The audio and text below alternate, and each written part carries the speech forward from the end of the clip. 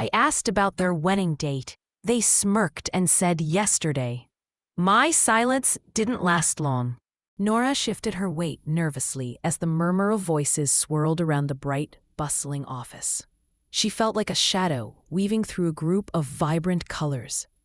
Everyone chatting animatedly, their laughter punctuating the air like little bursts of sunlight she always seemed just out of reach of. Her own footsteps were muted on the sleek tile floor, her soft-spoken nature rarely cutting through the excited chatter that filled the room. But today, she told herself, today she would try. Maybe this time she wouldn't be invisible.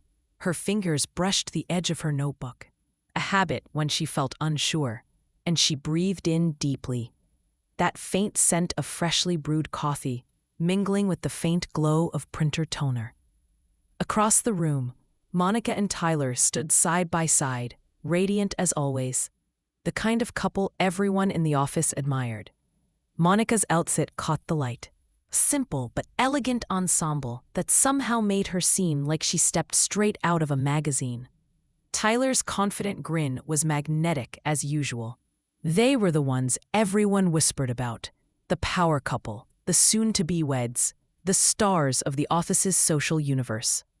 Nora's voice was just a shade above a whisper as she approached them, her heart fluttering like a caged bird. "Hey, Monica," she began, forcing the warmth into her words, the kind of genuine kindness she hoped would melt the usual cold distance. "Have you guys decided on a wedding date yet?" Monica's eyes flickered quickly toward Tyler's, a spark passing between them like a secret handshake. Nora caught the curl of Monica's lips, half smile, half smirk, a look that didn't quite reach the warmth she'd hoped for. "Yesterday," Monica said smoothly, her voice dripping with a playful, almost cruel certainty. It was a split second, long enough for the silence to stretch unnervingly thin between them. Then, from somewhere just beyond the cluster of desks, a ripple of snickers floated through the air. Nora's chest tightened, a cold flutter that made her stomach twist uncomfortably. She realized instantly she was the punchline of some joke she didn't understand.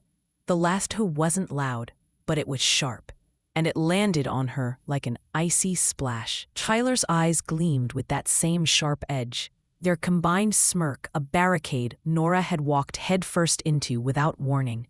She wanted to step back, to rewind, to take back her words before the sting settled in and made her feel smaller than she had all week. The noise buzzed at the edges of her mind, a low drone of whispered amusement and exchanged glances. She could feel their gazes, cold and cutting, as if a spotlight had lit her up in front of the whole office for a humiliation she hadn't even seen coming. For a moment, Nora's mouth opened, silence faltering on her tongue. What could she say?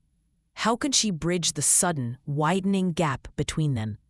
But no words came, only a quiet shuffle as she turned, footsteps quickening, heartbeat pounding against her ribs like a warning drum.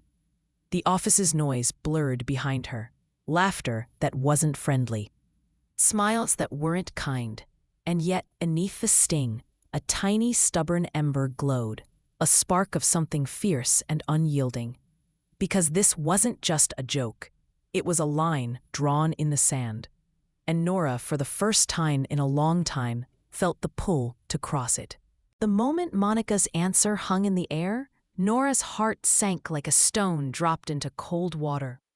Monica tossed her hair back with an effortless flick, her eyes gleaming with a sharp delight, as if she just delivered the punchline to a perfectly timed joke. Tyler, standing close beside her, leaned in with that smug grin spreading wide across his face. "Guess you missed the memo," he said, voice low but loud enough for the cluster nearby to hear. Nora's cheeks burned hot, a flush spreading rapidly from her ears down to her neck. She tried to catch Monica's gaze again, perhaps searching for a shred of kindness or some hint that the teasing wasn't meant to hurt. But instead, she found herself swallowed by a tight circle of smirks and knowingly exchanged glances. A few of their co-workers just out of earshot muttered quietly, their words stinging sharper than the brightest spotlight. "Nora's always the last to know," one whispered, while another chuckled softly. The buzzing undercurrent of whispered laughter filled the office kitchen, a cruel symphony that gnawed at her confidence. Nora's fingers twisted nervously around the strap of her worn leather bag as she stood frozen, feeling the weight of all those unseen eyes pinning her down. Then, from the doorway across the room, she spotted the glowing screen of someone's phone, an image flashing white in the low light. It was a picture of Monica, radiant in what looked unmistakably like a wedding dress, her smile just as bright in the photo as it was in person. The snaps were clearly from a recent outing, a celebration Nora had never even heard about, let alone been invited to. It sank in with a cold clarity that this wasn't just a missed date or an inside joke. It was a private world she wasn't meant to enter. Her hands began to tremble slightly, and she pressed a palm to her mouth, swallowing the lump forming there. The buzzing laughter from the kitchen shifted to low murmurs of disbelief and gossip, the kind that carved invisible lines between the in-crowd and everyone else. Every suppressed giggle felt like a spotlight sharpened and fixed on her, her invisibility now shining too bright to ignore. For all her attempts to bridge that gap, to be seen and included, Nora felt herself shrinking, retreating inside like a turtle pulling its head into its shell. She started, but the words caught in her throat. Monica's eyes met hers one final time, gleaming with triumph, as if this moment was a performance crafted just for her amusement. Tyler's grin twisted a little wider, his voice dripping with teasing amusement. "Maybe next time, Nora." The cool air of the office suddenly felt heavier, thicker, as if the walls themselves were closing in. Nora's chest tightened painfully, breath shallow. She wanted to stand taller, to respond with something clever, something to reclaim even a shred of dignity. But her voice faltered, swallowed by the mounting laughter and invisible barriers. As she stepped back and turned away, the echo of snickers followed her like shadows clinging to her heels. The small sparks of warmth she'd tried to kindle earlier now felt crushed beneath a tide of exclusion. Yet deep beneath that sting, a fragile, stubborn flame flickered, an ember of determination that one day, this silence, this invisibility, would break. But for now, Nora's trembling hands gripped her bag tighter, and she moved through the room, the isolated silence swallowing her whole. "Have you ever felt like you were just the last to know?" Nora stared at the screen, the cursor blinking back at her like a countdown she could never beat. The humiliating moment from earlier clung to her mind like a persistent shadow, refusing to fade despite her best efforts to push it away. She forced herself to dive into her work, hoping distraction could dull the ache gnawing at her confidence. Yet even as she typed, a low hum of whispers lingered just beyond the edge of hearing, like waves crashing on a distant shore, constant, cold, and unreachable. Her inbox sat stubbornly full, but the replies she'd hoped for never came. Emails to Monica and Tyler were left unread or unanswered, the silence between their digital exchanges as loud and biting as the teasing in the kitchen earlier. Nora's fingers hovered, then faltered, before she finally clicked send on another hesitant message offering congratulations, a small olive branch she hoped they might accept. But Monica's curt response was a breeze that scattered those fragile hopes. "Thanks." No warmth, no openness, just a closed door. Determined to reclaim some ground, Nora raised her hand in the afternoon meeting, her voice steady, suggesting a new approach that could streamline their current project. The room shifted as Monica's eyes narrowed ever so slightly, a quiet tension threading through the air. "Interesting idea," Monica said, voice sweet but laced with an unmistakable edge, turning smoothly to their boss. "But perhaps it's a bit ambitious given Nora's, lack of experience here."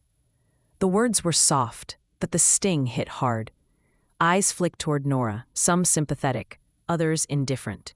She felt warmth rise to her cheeks, not the kind that comes with pride, but the flush of embarrassment. Her suggestions went largely unheard after that, drowned beneath a tide of raised hands and louder voices, while Monica's poised confidence dominated the room.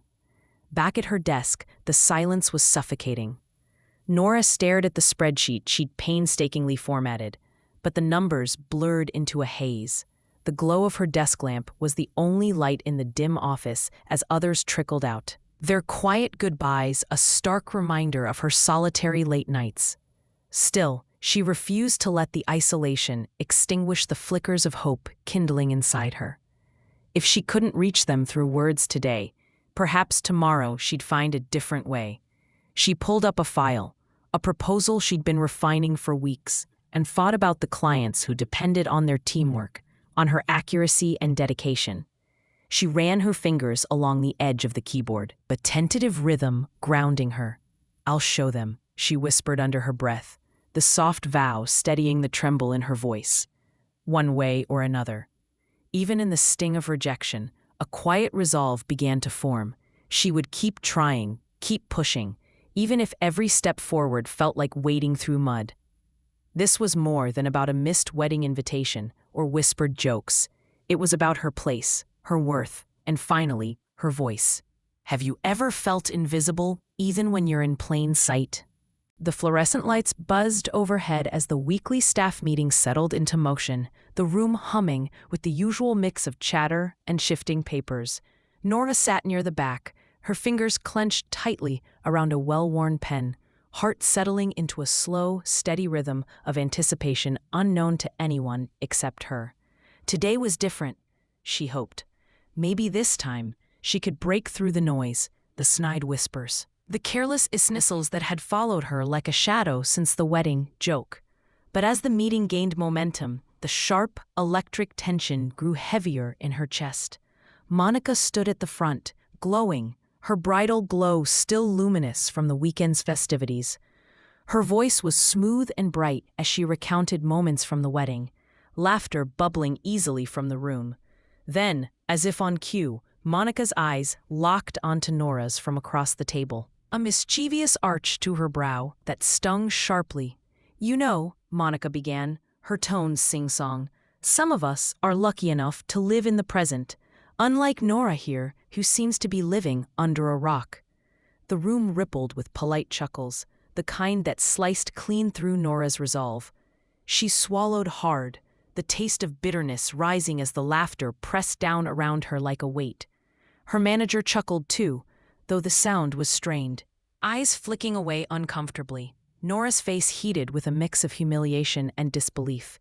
She raised her hand, trembling slightly, desperate to contribute, to speak, to show that she wasn't invisible. "I have some ideas for the upcoming campaign," she started, voice wavering but determined. Before she could finish, a well-timed interruption sliced through the room. "We've got a tight schedule," Monica said smoothly, cutting in, eyes gleaming. "Maybe it's best Nora sits this one out and focuses on the basics." A few colleagues nodded, some casting glances tinged with reluctant agreement. The room filled again with stifled chuckles. The sting in Nora's chest deepened like a bruise spreading. For all her late nights, all the effort to prove herself, her suggestions were brushed aside as naive at best, ignored at worst. But it wasn't just the words, it was the undercurrent of dismissal, the unspoken sentence that she didn't belong in conversations that mattered. Her throat tightened, the pressure building as tears threatened to spill. Tears she held back fiercely, unwilling to hand them the satisfaction of breaking her publicly. She gathered her materials slowly, the scrape of paper against desk loud in the suddenly too quiet room. "Excuse me," she whispered, voice brittle as glass. Without looking back, Nora rose and slipped out the door, the echo of laughter and whispered comments chasing her down the hallway. Outside, the chill air hit her face, sharp and real, grounding her in the cold truth. Once again, kindness and effort had met dismissal. Silenced, humiliated. But still, beneath that heavy burden, a seed of quiet defiance took root, one she knew would demand her attention soon. Have you ever felt so overlooked that your very presence seemed a problem? After the draining meeting, Nora returned to her desk feeling a heaviness settle over her like a thick fog. The room was quieter now, the hum of computers and faint tapping of keyboards the only sounds accompanying her racing thoughts. As she scanned through her emails, a subtle unease prickled at the back of her neck. Several client messages had landed in her inbox, all marked urgent, yet she hadn't seen Monica mention any of them in the day's frantic discussions. Curiosity mixed with a surge of clarity, Nora clicked open a few of the emails: requests for updates, concerns about deadlines, questions about deliverables, all marked CC Monica, but with no responses. A knot tightened in her stomach. Why had Monica not addressed these important messages? Was this just an oversight, or something more deliberate? She dove deeper into the project portal, scrolling through threads that hadn't been updated in days. Unanswered queries, ignored troubles, all piling up like a secret pile of neglected responsibility, hidden beneath the surface of polished smiles and confident presentations. A soft tap on her shoulder startled her. Turning, Nora found Jenna, an older colleague with kind eyes and a reputation for quietly navigating the office's turbulent waters. Jenna's voice lowered to a whisper. "I've been where you are. It's harder than it looks, but sometimes we have to gather what we can and stand up for ourselves." She glanced toward the door before continuing. "Don't let them write your story for you." Nora nodded, the weight of Jenna's words settling over her like a warm shawl. She realized she wasn't alone, even if it often felt that way. The path forward wasn't clear, but she had to start somewhere. With Jenna's quiet encouragement, Nora began to gather the evidence, compiling emails, noting timelines, documenting ignored requests, a paper trail that spoke louder than whispered rumors. Her hands trembled slightly with a mix of fear and determination as she organized the proof. For the first time, she wasn't just the silent observer. She was preparing to take control, to peel back the layers of exclusion she'd endured, and to give voice to the unseen gaps beneath Monica's flawless facade. Could standing up for yourself be the first step toward changing the story you thought was already written? Nora sat in the small conference room, the slanted light from the window casting long shadows across the polished table. Her palms were sweaty, but her mind was clear and focused. She had rehearsed this moment countless times in the solitude of her apartment, and now, facing her boss, she felt a tremor of nervousness mingling with a quiet, hard-won confidence. As the door clicked shut behind her, she unfolded the neatly organized folder in front of her. The stacks of emails and timelines she'd painstakingly compiled laid bare like evidence in a courtroom. Her boss, Mr. Henderson, perched on the edge of his chair, brows furrowed as Nora began. "I wanted to bring to your attention a series of client communications that were overlooked," she said calmly, gesturing to the folder. Several urgent requests were copied to Monica, but not addressed, resulting in delayed responses and missed deadlines. She watched his face shift, a flicker of incredulity crossing his eyes as she methodically walked through the messages. The confident Monica everyone saw in meetings now seemed a shadow, a facade, masking a pattern of neglect. Mr. Henderson leaned back, lips pressed tight, clearly unsettled by the revelation. Nora pressed on, voice steady. "Additionally, I've experienced exclusion from key discussions and decision-making opportunities. It's affected not only my workflow, but the team's overall efficiency." Her gaze met his squarely, no longer shrinking under the weight of invisible barriers, but standing firm against them.